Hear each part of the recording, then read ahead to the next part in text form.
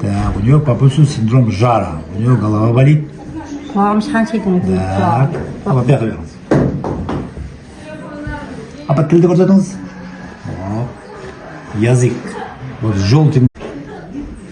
Так, у нее попустил синдром жара. У нее голова болит. Так, а вот вернусь. А под тілді көрсетіңіз. Язык. Вот желтый налет. Это говорит, что у него жировой гепатоз. Печень. Да, печень у него, да.